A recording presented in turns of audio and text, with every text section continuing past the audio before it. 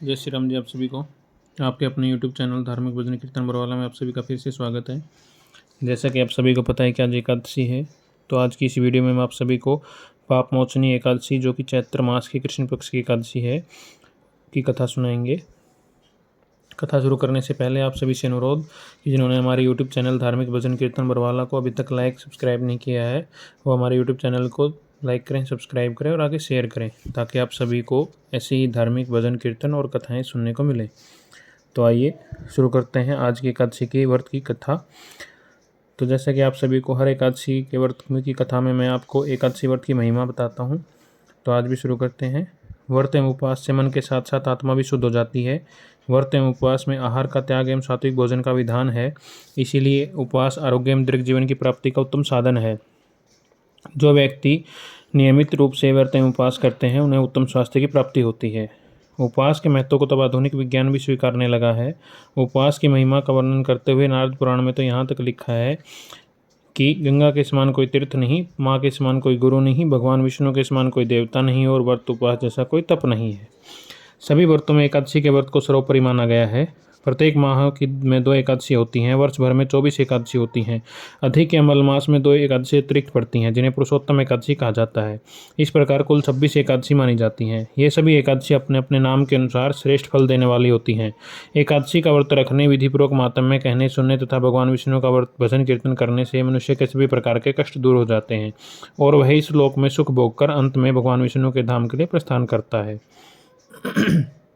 जो पुण्य सूर्य चंद्र ग्रहण में स्नान व दान आदि से प्राप्त होता है, जो पुण्य धन अन्न जल दान श्रवणदान भूमिदान गौदान अन्न कन्यादान तथा अश्वमेघ आदि ये करने से होता है, जो पुण्य तीर्थयात्रा एवं कठिन तपस्या से प्राप्त होता है, उससे अधिक पुण्य एकादशी व्रत रखने से मिलता है। इसलिए हमें एकादशी का व्रत अवश्य ही करना चाहिए।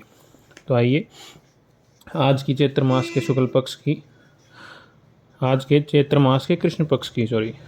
पक्ष की पाप मोचनी एकादशी की व्रत कथा शुरू करते हैं। धर्मराज युधिष्ठिर बोले कि हे भगवान, मैंने फागुन मास के शुक्ल पक्ष की एकादशी का मातम्य सुना। अब आप चैत्र मास के कृष्ण पक्ष की एकादशी के विषय में बताइए। इस एकादशी का नाम क्या है, इससे कौन से देवता की पूजा की जाती है तथा इसकी विधि क्या है, सो विस्तार पूर्वक कहिए। भगवान श्री कृष्ण बोले कि हे राजन, एक समय राजा मादंता ने लोमस ऋषि से ऐसा ही प्रश्न पूछा था।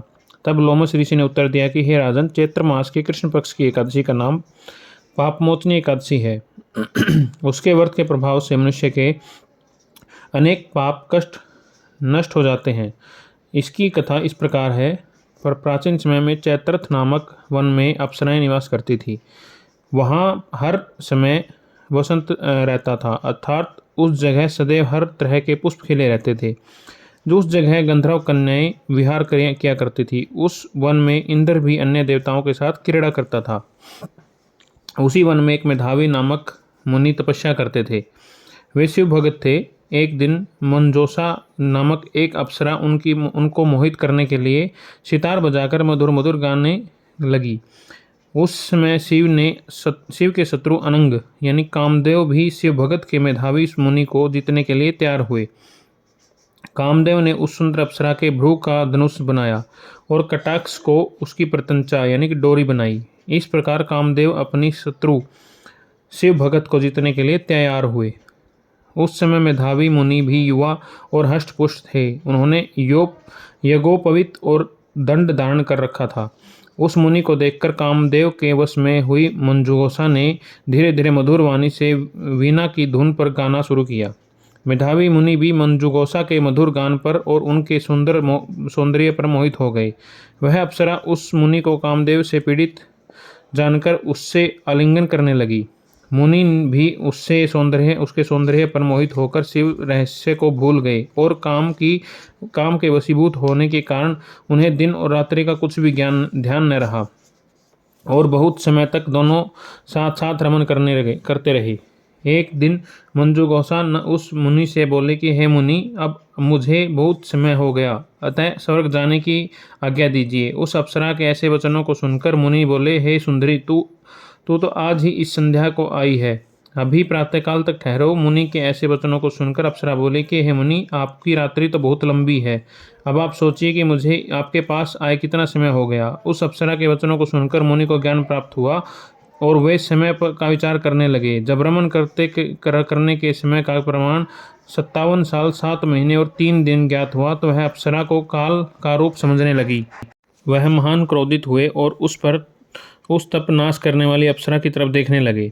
उनके अधर कांपने लगे और इंद्रियां व्याकुल होने लगी। तब मुनि उस अप्सरा से बोले कि रे दुष्टा, तेरे मेरे तप को नष्ट करने वाली तू महान पापिनी और रुद्राचारिणी है, तुझे धिक्कार है। उस मुनि के क्रोधयुक्त श्राप से वह पिशाचिनी हो गई। तब वह बोले कि हे मुनि, अब मुझ पर क्रोध को त्याग कर प्रसन्न हो जाइए और इस श्राप का निवारण कर दीजिए। विद्वानों ने कहा है कि साधुओं की संगत अच्छा फल देने वाली होती है। मैंने तो आपके साथ बहुत वर्ष व्यतीत किए हैं, अतः मुझे इस श्राप से मुक्ति दिलाइए। उसकी कातर वाणी सुनकर मुनि को बहुत कुछ शांति मिली और वह पिशाचिनी से बोली, रे दुष्टा, तूने मेरा बड़ा उपकार किया है, परंतु फिर भी मैं तुझे श्राप से छूटने का उपाय बतलाता हूँ। चैत्र मास के कृष्ण पक्ष की जो एकादशी, जिसका नाम पाप मोचनी है, उस एकादशी का व्रत करने से तू पिशाचिनी की देह से छूट जाएगी। इस प्रकार मुनि ने उसको व्रत की समस्त विधि बतला दी और अपने पापों से के प्रायश्चित के लिए अपने पिता च्यवन ऋषि के पास गए। च्यवन ऋषि अपने पुत्र मेधावी की ऐसी दशा देखकर बोले कि रे पुत्र, तूने यह क्या किया? तेरे समस्त तप नष्ट हो गए। मेधावी बोले कि हे पिताजी, मैंने बहुत बड़ा पाप किया है, आप मुझसे उससे छूटने का उपाय बतलाइए। च्यवन ऋषि बोले कि हे तात, तुम चैत्र मास के कृष्ण पक्ष की पापमोचनी एकादशी का विधि और भक्तिपूर्वक व्रत करो, इससे तुम्हारे समस्त पाप नष्ट हो जाएंगे। पिता के वचनों को सुनकर मेधावी ऋषि ने पापमोचनी एकादशी का विधिपूर्वक उपवास किया। उसके प्रभाव से उसके समस्त पाप नष्ट हो गए। मंजुघोषा अप्सरा भी पापमोचनी एकादशी का व्रत करने से पिशाचिनी की देह से छूट गई और सुंदर रूप धारण करके स्वर्गलोक को चली गई। लोमस ऋषि बोले कि हे राजन, इस पापमोचनी एकादशी के प्रभाव से मनुष्य के सब पाप नष्ट हो जाते हैं। बोलिए एकादशी माता की जय हो। आज की एकादशी पापमोचनी एकादशी की व्रत कथा यहीं समाप्त होती है। आइए एकादशी माता की आरती करते हैं। ओम जय एकादशी माता, विष्णु पूजा व्रत को धारण कर शक्ति मुक्ति पाता। ओम जय एकादशी माता, तेरे नाम गिनाऊं भक्ति प्रदान करनी, मिया भक्ति प्रदान करनी। गुण गौरव की देवी माता, शास्त्रों में वर्णी। ओम जय एकादशी माता, माघ शीष के कृष्ण पक्ष की उत्पन्ना, विश्वतारिणी जन्मी, मिया विश्वतारिणी जन्मी। शकुल पक्ष में होए पुत्रदा, मुक्तिदाता बन आई। ओम जय एकादशी माता, मिया जय एकादशी माता, पो मास के कृष्ण पक्ष की सफला नाम कहे, मिया सफला नाम कहे। शुक्ल पक्ष में होए पुत्रदा, आनंद अधिक रहे। ओम जय एकादशी माता, मिया जय एकादशी माता।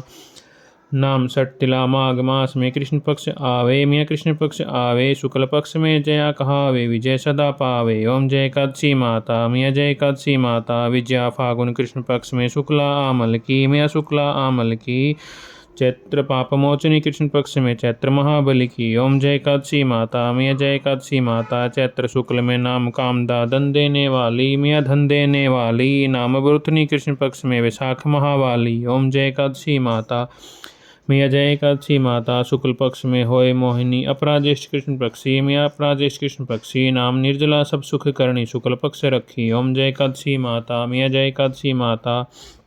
योगिनी नाम आषाढ़ में जानो, कृष्ण पक्ष करणी, मैं कृष्ण पक्ष करणी। देवशैनी नाम कहाए, शुक्ल पक्ष धरणी। ओम जय एकादशी माता, मैं जय एकादशी माता। कामिका सावन मास में आवे, कृष्ण पक्ष कहिए, मैं कृष्ण पक्ष कहिए। सावन शुक्ला होए पुत्र, आनंद से रहिए। ओम जय एकादशी माता, मैं जय एकादशी माता। अजा भाद्रपद कृष्ण पक्ष की परिवर्तनी शुक्ला, मैं परिवर्तनी शुक्ला। इंद्रा अश्विन कृष्ण पक्ष में वर्त से भवसागर निकला। ओम जय एकादशी माता, मैं जय एकादशी माता। पाप कौन सा है शुक्ल पक्ष में, पाप हरण हारी, मैं पाप हरण हारी। रमा मास कार्तिक में आवे, सुखदायक भारी। ओम जय एकादशी माता, मैं जय एकादशी माता। देवोत्थैनी शुक्ल पक्ष की दुखनाशक मैया, मैं दुखनाशक मैया। लोंद मास की करूँ विनती, पार करो नैया। ओम जय एकादशी माता, मैं जय एकादशी माता। शुक्ल लोंद में होए प्रीदनी, दुख दरिद्र हरणी, मैं दुख दरिद्र हरणी। परमा कृष्ण पक्ष में होती, जन मंगल करणी। ओम जय एकादशी माता, मैं जय एकादशी माता। जो कोई आरती एकादशी की भक्ति सहित गावे, मैं प्रेम सहित गावे। जन सामान्य स्वर्ग का वासा निश्चय वह पावे। ओम जय एकादशी माता, मैं जय एकादशी माता। बोलिए एकादशी माता की जय हो, विष्णु भगवान की जय हो। आज की एकादशी की व्रत कथा यहीं समाप्त होती है। आप सभी को कथा कैसी लगी कमेंट करके ज़रूर बताएं, और अगर कथा में कोई त्रुटि है, कोई गलती है, तो वो भी कमेंट करके ज़रूर बताएं, ताकि हम आगे की वीडियो में उसको सुधार सकें। आप सभी का एकादशी माता विष्णु भगवान बाबा श्याम कल्याण करें, सभी पर अपना कृपा बनाए रखें। बोले एकादशी माता बाबा श्याम और विष्णु भगवान की जय हो।